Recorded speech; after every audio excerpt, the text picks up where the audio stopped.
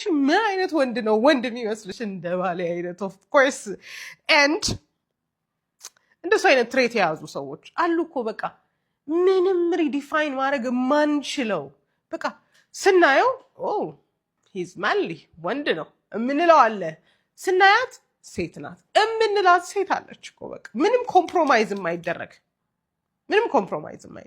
እና ሶ እዚህ ፊልም ላይ ያየሁት ማስኪለን ትሬት እውነተኛ ወንድነት አለ እና በዝርዝር ፖይንት አውጥቻለሁ።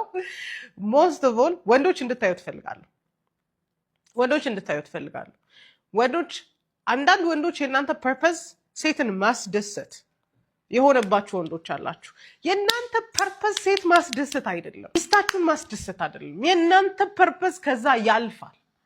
ሶ በትክክል ማስኪለን ትሬትን የሚያሳያችሁን ወንድ ነው ዛሬ ማሳያችሁ፣ ካሌብ አይደለም። ወንድ ነው ዛሬ ማሳያችሁ።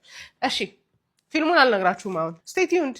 መጀመሪያ ሰውየው ላይ የማየውን ትሬት ልንገራችሁ። በመጀመሪያ ደረጃ ይሄ ሰውዬ ስታዩት ራሱ ሂዝ ማንሊ ወንድ ነው የምትሉት አይነት ሰው ነው። ኦኬ ወንድ ነው የምትሉት አይነት ሰው ነው። ፎር ሎንገስት ይሄ የወንድ ትሬት ይሄ የወንድ ማንነት ኮምፕሮማይዝ ከዘመን ኮምፕሮማይዝ እየተደረገ ነው የመጣው። ኮምፕሮማይዝ እየተደረገ አሁን ላይ ያላችሁ ብዙ ወንዶች በሚያሳዝን ሁኔታ ይሄ ትክክለኛውን ኔቸራችሁን እየኖራችሁ አይደለም። ለዚህ ነው ብዙዎቻችሁ ደስተኛ ያልሆናችሁት። ቅዳሜ ዕለት የነበረውን ፕሮግራም ለቅቄላችኋለሁ እንድታዩት። ያው ብዙ እንትን ለማለት አይደለም የለቀኩት። የዛኔ በጣም ልቤን የሰበረኝን ነገር ልነግራችሁ ነው። መድረክ ላይ ለምስክር ወረቀት እየተጠሩ ይወጣሉ። ኦኬ ሲወጡ አሜሪካውያን ታውቋቸዋላችሁ with all their swag and pride ኢትዮጵያውያንን ከአሜሪካውያን አሳንሼ አላይም ማለት በጣም ጀብዱ ያለን ማህበረሰብ ነን whatever the cases። ከዛ አሜሪካውያኑ ደረት ነፍተው ምናምን ነው የሚወጡት። ከዛ አንድ ልጅ ሲወጣ ሀፍረት ፊቱ ላይ ታነባላችሁ። ፐብሊክሊ መድረክ ላይ ለመውጣት ሀፍረት ይታይበታል። አለፈ እሺ። አንዱም ሲወጣ ቅልስልስ ብሎ ወጣ። እሺ 3-4 እንዴ አልኩኝ። this is not coincidence እንዴ የት አለ ያበሻ ጀብዱ አልኩኝ። በእውነት አዘንኩኝ። እኔ ወንዶቻችን ክንፋቸው ተሰብሯል አልኩኝ። በቃ ማለት እንዴት ነው እንደ ሴት የምትሽኮረመሙት ብዬ በጣም አዘንኩኝ። I'm not blaming them። ወንዶች ወንድ የሚያረጋችሁን ይሄ ጀብድ ጥል እየጣላችሁ ነው በውሸት ትህትና ስም።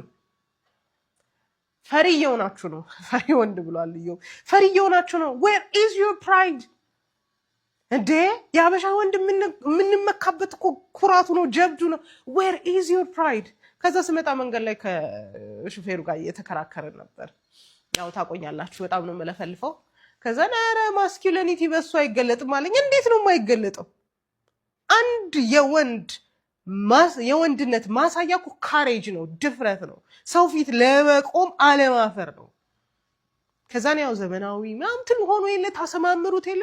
በጣም ነው ልቤን የሰበረኝ፣ በጣም ነው ያዘንኩት። እና ወንዶች ይሄን ሊትራሊ እንድትሰሙኝ ይፈልጋለሁ። ወንዶች ቁጭ ብላችሁ እንድታዳምጡኝ ይፈልጋለሁ። ይሄን ስታዳምጡኝ የትኛው አላችሁ፣ የትኛውን ፌል አድርጋችኋል? ጥቂቱ 7-8ቱ ከሌላችሁ በደንብ ራሳችሁ ላይ መስራት አለባችሁ። አደራችሁ ወይ? ኢትስ ኮፊ ታይም። አንዳንድ ሰዎች ኧረ ፍቺ በዛ ምን ይሻላል፣ የዘንድሮ ትዳር አልቀጥላለ ምን ይሻላል የምትሉ ሰዎች ሳይ ይገርመኛል። ምን ጠብቃችሁ ነበር? ላለፉት 50 60 70 ዓመታት ሴት ልጅ ሚስት እንዳትሆን ወንድ ልጅ ባል እንዳይሆን ነበር የተሰራው። አንዳንድ መርዝ ጥሩነቱ ቶሎ ይገላል፣ አንዳንዱ መርዝ ግን ውስጥን በልቶ ነው ቆይቶ የሚገለው። የዘሩብን መርዝ አሁን ነው ፍሬ እያፈራ ያለው። እንዳልኳችሁ ላለፉት 50 60 70 ዓመታት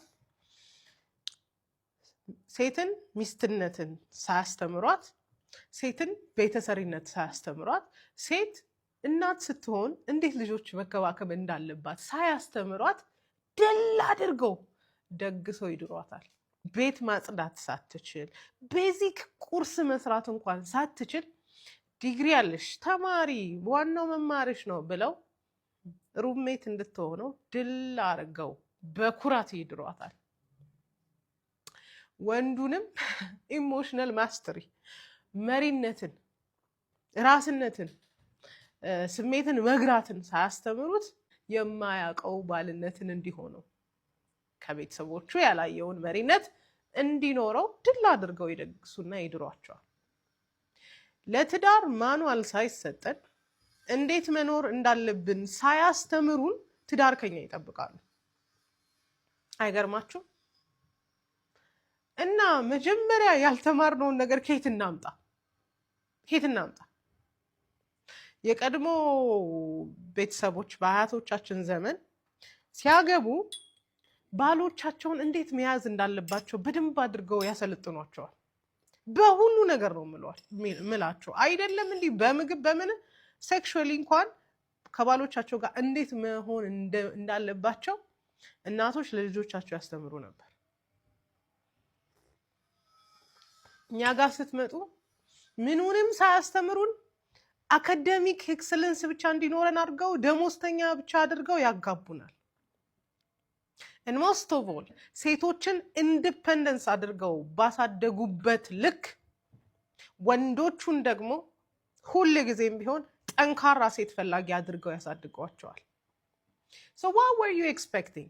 እኛ እኮ ሚስት ለመሆን አይደለም ያደግነው። we're not even domesticated። ቤት ውስጥ ስትቆይ እኮ ሰማይ የሚደፋባት ያለች ሴት ናት ያለችው።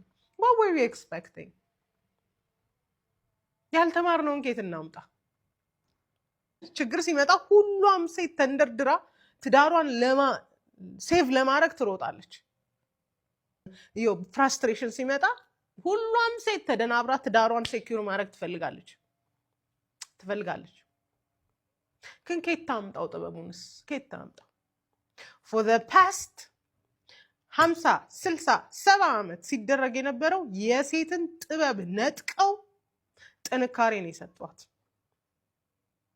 የወንድን ጥንካሬ ነጥቀው ታዛዥ አድርገውታል። what were you expecting?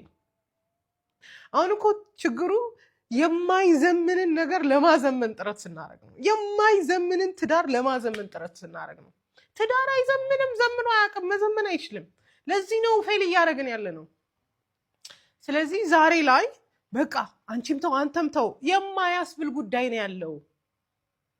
ችግሩ ከስር መሰረቱ ነው። የዛ ዘመን ላይ የተለፈፈው እኩልነት ነው። አሁን ማን ይሙት 20 ምናምንና እድሜ ሆናችሁ ስንቶቻችሁ ሙያ አላችሁ? ማን ይሙት ስንት ወጣት ወንዶች ራሳችሁን ትገዛላችሁ? ስንት ወጣት ወንዶች ፖርኖግራፊ አታዩ? ስንት ወጣት ወንዶች ማስተር ቤት አታረጉ? እዛ ነው የተበላሸው ነው እኮ ምላችሁ። ያላስተማራችሁን ከየት እናምጣ? ስለዚህ የሆነ ነገር ኤክስፔክት ሲደረግብን አብሶ የኛ ጀነሬሽን በጣም ብዙ ነገር የተጎዳ ጀነሬሽን ነው ብዬ አስባለሁ። የሆነ ነገር ኤክስፔክት ሲደረግብን አትሊስት ተሰጥቶን ቢሆን ጥሩ ነበር። ኢንዲፔንደንት ሁኑ አላችሁን እኛ ሴቶቹን። ይኸው ኢንዲፔንደንት ሆነን ከባሎቻችን ጋር መኖር አቃትን። ገንዘብ ይኑርሽ አላችሁን። ይኸው አፈር ከድሜ ገብተን ገንዘብ ከዛም ከዚህም እያመጣን እየኖርን ነው። ግን we don't know how to live and we're unhappy። ደስተኞችም አይደለንም። ለምን? ከሴትነታችን ጋር ይታች አርጋችሁናል። ጠንካራ አርጋችሁናል። ኃይለኛ አግሬሲቭ አርጋችሁናል። ሴት መሆን ያለባት እንደዛ ነው ብላችሁ መክራችሁ። ስለዚህ ፍቺ በዛ ምን ይሻላል ምናምን ለሚባለው መፍትሄ ወደ ተፈጥሮ መመለስ ነው። ተፈጥሮ ምን ይለናል? ተፈጥሮ ምንድን ነው የሚያስተምረን? ወላጆቻችን ጥንካሬን ለሴት ካስተማሩ ተፈጥሮ ጥንካሬን አይደለም የሚያስተምረው፣ ዴሊኬት መሆን ነው፣ ተንደርነስን ነው ለሴት የሚያስተምረው። ሶ መፍትሄው ወደ ተፈጥሮ መመለስ ነው። ይሄ ተስፋ መቁረጥ አንችለውም እኮ ምናምን አንችለው የሚባል ነገር የለም። ስለምንችል መስሎኝ እግዚአብሔር አምላክ በዚህ ዘመን ያኖረን አይደል? ምንድነው አንችለውም ማለት? እሱ እኮ አንተን ሊገድልህ እኮ ሲመጣ እንዳንተ እኮ አንድ ነፍስ ነው ያለው።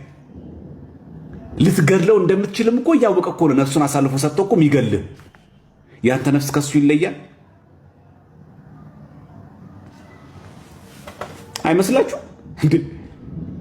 እሱ እኮ አንተን ተደራጅቶ መጥቶ እኮ በሰይፍም በለው በመሳሪያ እኮ ሊገልህ ሲመጣ እኮ ራሱን አሳልፎ ሰጥቶ ነው። ብትገለውም ልሙት ብሎ ነው እየወደ ያለው። አንተ ለምን ታንሳለህ? አንተ ከሱ እሱ ተለዋጭ ነፍስ አለው እንዴ? ባንክ ቤት ያስቀመጠችው ነፍስ አለችው እንዴ? ብገደል ሌላ እነሳበታለሁ የሚል why not? ለምን? ስለዚህ የሆነ ምሬት፣ እንደዚህ ሐዘን፣ እንደዚህ በጣም መንቋሰስ ምናምን ነገር አይገባም። በረከታቸው ይደርብን። የሞቱ ሰዎች ዕውቅና ያስፈልጋቸዋል። የቅድስና ዕውቅና በስንክሳር መዘገብ አለባቸው። ስንክሳር በቤተክርስቲያናችን ተአምረ ማርያም ስንክሳር ኦፕን ቡክ ነው የሚባሉት። ምን ማለት ነው? የድንግል ማርያም ተአምር ያደረገችው ነገር አማናዊ ሆኖ የተገኘው በሙሉ ቅዱስ ሲኖዶስ ሲያረጋግጥ ተአምረ ማርያም እንዲጨምር ያደርጋል። ከቶ የድንግል ማርያም ተአምር በቃ እዚህ ጋር ነው፣ ከዚህ በኋላ ድንግል ማርያም ተአምር አታረግም አይባልማ፣ ይጻፋል ማለት ነው። ስንክሳርም እንደዛው ክፍት ነው። ሰማዕታት እስከዚህ ዘመን ነበሩ፣ ከዚህ በኋላ ለሃይማኖቱ የሚሞት የለም አይባልም። ይሄው የአርሲ ሰማዕታት አሉ።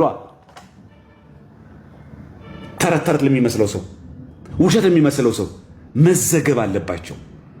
የፈረሰው የ100 ዓመት የገብርኤል ቤተክርስቲያን እንደ አዲስ መሳ ምናልባት እግዚአብሔር አምላክ እንድንሰራው አስፈልጎ ከሆነ በመንፈሳዊ ቅናት በስጋዊ ናምን ሞቲቭ አድርጎን አይደል፣ በመንፈሳዊ ቅናት ያ የፈረሰው ቤተክርስቲያን ተሰርቶ ያ በቪዲዮ ያየነው ተንጠልጥሎ በሰው እጅ ሄደው መንበርና ታቦት ወደ መንበር ክሩ ለምን እንዲመለስ አናደርግም? በቃ አክሽን ነው የሚያስፈልገው እንጂ ዝም ብሎ ድረሱላቸው፣ አስቆሙት። ማስቆም ብቻ አይደለም። የተቃጠሉ ቤተክርስቲያንስ፣ የሞቱትስ፣ የተፈናቀሉትስ? የተፈናቀሉት የት ነው እያደሩ ያሉት? እስቲ አስቡት እስቲ እናንተ። ክረምት እኮ ነው እየመጣ ያለው። ዝናብ እንኳን እዚህ አዲስ አበባ እየዘነበ ነው ያለው። አስቡት ብርዱን፣ አስቡ ቤተሰብን ይዞ። ሰው እኮ በኮሪደር ልማት እንኳን ቤት ተቸግሯል። በኮሪደር ልማት ያውም እዚህ ቦታ ሂዱ እዚህ ቦታ ተብሎ ተነግሮ ምናምን። ይሄ እኮ ድንገተኛ ጥቃት ነው። አስበዋል ወይ? አባትን ወይ ደግሞ እናትን አተ ልጅን አተ ባዶን ወተ ያውም ደግሞ መጠለያ ደግሞ የሌለ ቦታ ላይ መቀመጥ። የተፈናቀሉትስ ቀጣይ ክረምት እንዴት ይዘለቃል? ስለዚህ አሁን የሚያሳስበው ይሄ ነገር ላይ ያሳስበን አይገባም። በቃ ማውራት ያለብን እዚህ ጋር ነው። በቃ የሞቱትን አንመልሳቸውም። ሰማዕታት ናቸው፣ አልከሰሩም፣ ትርፋማ ናቸው። የአርሲ ኦርቶዶክሳውያንን አጀንዳ ለማስቀየር ሄኖክ ኃይሌ ሁል ጊዜ ትልቁን ሚና ይወስዳል። ከዚህ በፊት ጥቅምት 25 የጀመርነውን የአርሲ ኦርቶዶክሳውያን አጀንዳዬን አልቀይርም 20 ሰው በአንድ ጉድጓድ የተቀበረበትን ያ ሁሉ ኦርቶዶክሳውያን ሲጨፈጨፉ፣ ያ ሁሉ የምዕመናን ቤት ሲነድድ፣ ኦርቶዶክሳውያን ሲሰደዱ፣ ግፍ በግፍ ላይ እናቶችን ቤት ውስጥ አድርገው አንድ ላይ እንደማገዶ ሲያነዷቸው የአላፋት ዝማሬ ይቅር። ምክንያቱም ኦርቶዶክሳውያን ስደት ላይ ናቸው፣ ቤተክርስቲያን ሐዘን ላይ ናት። ነጭ ለብሳችሁ በአደባባይ ወጥታችሁ እኛ ደህና ነን አትበሉ። ድምጻችንን ለዓለም መንግስታት እያሰማን ባለንበት በዛ ጊዜ ላይ ይሄ ምንም ከዚህ ጋር ያገናኘውም ነጭ ለብሰን እንዘምራለን አላችሁ። ስንት ጊዜ የለፋንበትን ያን ሁሉ የኦርቶዶክሳውያንን ድምጽ አፈር ከድሜ አበላችሁት። የፈራ ነው አልቀረም። ዛሬም ደግሞ ሄኖክ ኃይሌ ለምን ድምጽ አልሆነም? ለምን ድምጽ ይሆናል? ያን ጊዜ እኮ እየሞትክ 20 ሰው በአንድ ጉድጓድ እየተቀበረ እኮ ነው። ሰው እኮ እስከነ ነፍሱ እየተቃጠለ ደህና ነን ብሎ ሲዘምር የነበረ ሰውዬ ዛሬ ደግሞ እሱን ድምጽ ካልሆንከን ብላችሁ አጀንዳ አድርጋችሁ አሁን የአርሲን ጉዳይ ማቀዝቀዝ፣ ስለ አርሲ የምንነጋገርበትን ስለ መደራጀት አንድ ስለመሆን የሚያድነን ኦርቶዶክሳዊ አንድነታችን ነው ብለን አቋማችን መግለጽ ነው እንጂ ምረተ አብ ናልኝ ሄኖክ ኃይሌ ናልኝ አትበል። ክንድህ የራስህ ኃይል ራስህን ይችለህ ኑር። እግዚአብሔርን ናልኝ እግዚአብሔርን ፍረድልኝ በል። ሄኖክ ኃይሌ ድምጽ ቢሆን ከዚህ በኋላ እንደዚህ ጮሃችሁ ለአንድ ነገር ነው። አሁንም አጀንዳ ለማስቀየር ማለት ነው። የሆነ ነገር ይናገርና እስር ቤት ይሆናል። ልቀቁልን አትልቀቁልን ደግሞ ሁሉም ሰው ወደዛ ይዘምታል። የጃንደራባው የተሰለበ ትውልድ ለኛ አያስፈልገንም። ኦርቶዶክሳዊ ንቁ።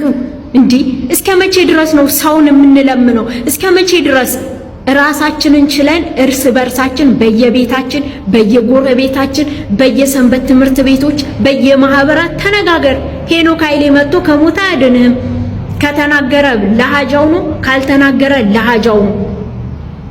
እሱ ስለተናገረ የሚቀየር ነገር የለም፣ ስላልተናገረ ድምጽ ስላልሆነ የሚቀየር ነገር የለም። ማንነቱን አወቃችሁ አይደል? እሰይ ተመስገን። የቤተ ክርስቲያንን መከራዋን በነጭ ልብስ የሚሸፍን የቤተ ክርስቲያን የጡት ነካሽ መሆኑን ካወቃችሁ ለቀጣይ ለአላፋት ዝማሬ ተዘጋጁበት። ማህሌት ሄዳችሁ በየአድባራታችሁ ቤተ ክርስቲያን እንደማገልገል ሄዳችሁ መንገድ ላይ ዘላችሁ ትመለሳላችሁ። ከዛ ቤተ መቅደሱ ባዶውን ያድራል። በቃ አርፎ መቀመጥ መሰብሰብ። አሁንም የአርሲን ጉዳይ በዚህ ሰውዬ ምክንያት አትሸፍኑት። እንደው ስለ እግዚአብሔር እንዴ ስንት የለፋንበትን ውሃ አታብሉት። እኛ አጀንዳችን ሄኖክ ኃይሌ የሆነ ሰው አይደለም። ማንም አልያዛቸውም። በአውሮፓ ሀገር እየተዝናኑ እየኖሩ ነው። እየተዝናኑ በየደብራቱ እየዞሩ እያገለገሉ ነው።